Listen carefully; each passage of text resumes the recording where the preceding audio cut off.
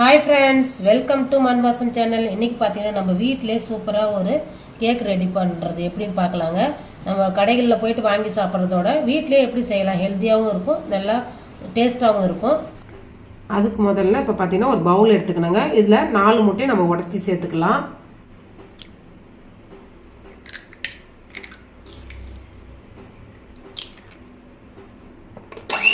பாத்தீங்கன்னா நான் பீட்டர் வச்சு தாங்க நான் வந்து கலக்குறேன் நீங்க கையால கூட நீங்க கலக்கி எடுத்துக்கலாம் நல்லா அது நல்லா அந்த முட்டையோட நிறம் மாறுற அளவுக்கு நல்லா பாஞ்ச் மாதிரி அடிச்சு எடுத்துக்கணும் இப்போ இந்த அளவுக்கு அடிச்சுன்னு இருக்கும்போதே நம்ம வந்து சர்க்கரை எடுத்து வச்சுருக்கோங்க ஒரு 3/4 கப்பு சர்க்கரை எடுத்து வச்சுருக்கிறோம் இந்த கப்பில் தான் நான் மைதா சேர்க்க போகிறேன் 1 கப்பு மாவுக்கு 3/4 கப்பு சர்க்கரை கரெக்டாக இருக்கும் இப்போ கொஞ்சம் கொஞ்சமாக சேர்த்து நீங்கள் முட்டை கூட சர்க்கரையை கொஞ்சம் கொஞ்சமாக சேர்த்து அடிச்சுட்டே இருங்க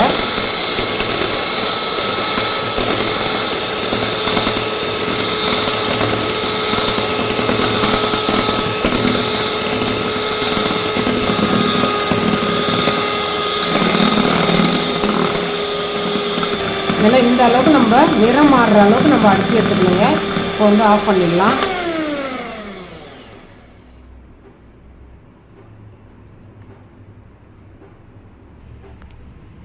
ஒரு டீஸ்பூன் அளவுக்கு வெண்ணிலா எசன்ஸ் சேர்த்துக்கலாங்க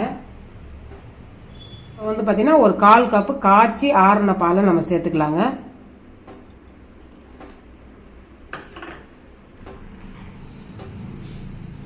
ஒரு கப்பு மைதா சேர்த்துக்கலாங்க அது கூடவே ஒரு டீஸ்பூன் அளவுக்கு பேக்கிங் பவுடர் சேர்த்துக்கலாம் அதையும் சேர்த்து நல்லா ஜலிச்சிட்டு சேர்த்துக்கலாங்க இது மாதிரி ஜலிக்கும் போது ஒன்று சேர நல்லா கலந்துக்கும் ஒரு பிஞ்ச் சால்ட் சேர்த்துக்கலாங்க இப்போ வந்து மாவை சேர்த்ததுக்கப்புறம் இப்போ நம்ம முட்டை அடித்து வச்சுருக்கோம் இல்லைங்களா அதில் ரொம்ப வேகமாக கிளறாமல் இதே மாதிரியே கிளறி விடணுங்க நம்ம கிளறும் போது ஒரே ரொட்டேஷனில் கிளறணுங்க கிளறிட்டு நடுவில் ஒரு கட்டிங் மாதிரி ஒன்று போட்டு எடுக்கணும் கரண்டியை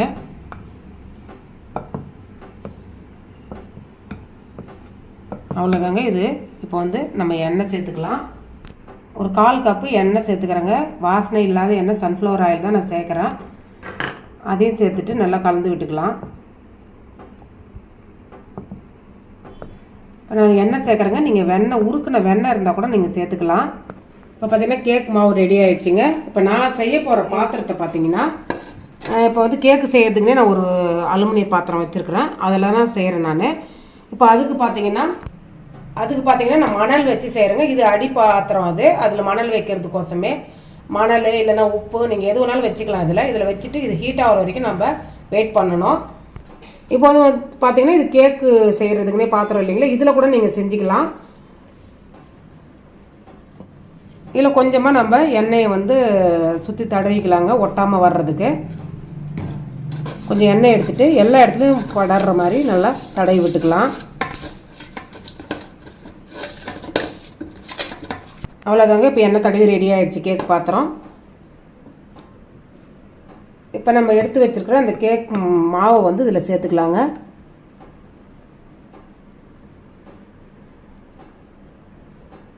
சேர்த்தாச்சுங்க லைட்டாக இது மாதிரி தட்டி விட்டுட்டு அதில் இருக்கிற அந்த ஏர்லாம் எடுத்துடலாங்க அவ்வளோதான் இப்போ வந்து நல்லா மண் வந்து அதை காமி இப்போ மண் வந்து நல்லா சூடாகிடுச்சிங்க இதை எடுத்து வச்சிடலாம்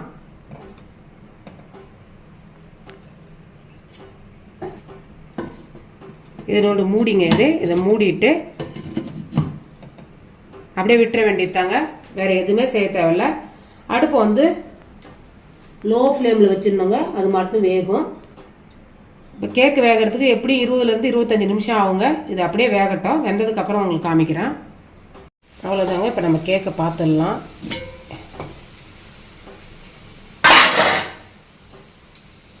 நல்லா அந்த நிறம் மாறி இருக்குது இல்லைங்களா இதுவே நல்லா பழுத்தி பார்க்கும்போது மேலே மாவும் இல்லை அதுக்கு இல்லாமல் இது மாதிரி ஒரு குச்சி வச்சுட்டு நீங்கள் உள்ளே வச்சு குத்தி பார்த்தீங்கன்னா மாவு ஒட்டாமல் வந்ததுன்னா நம்மளுக்கு கேக் நல்லா வெந்துடுதுன்னு அர்த்தம்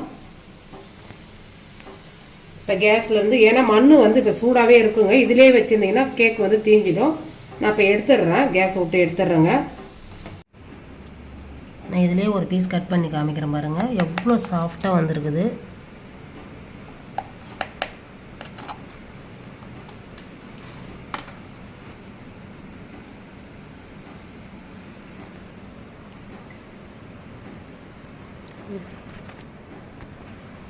நல்லா சாஃப்டான கேக் வந்திருக்குது பாருங்கள். அவ்வளோதாங்க. இந்த கேக் ரெசிபி பிடிச்சிருந்ததுன்னா மண்வாசன் சேனலில் லைக் பண்ணுங்கள், ஷேர் பண்ணுங்கள், கமெண்ட் பண்ணுங்கள், சப்ஸ்கிரைப் பண்ணுங்கள். பக்கத்தில் இருக்கிற பெல் ஐக்கானை கிளிக் பண்ணுங்கள். தேங்க்யூ.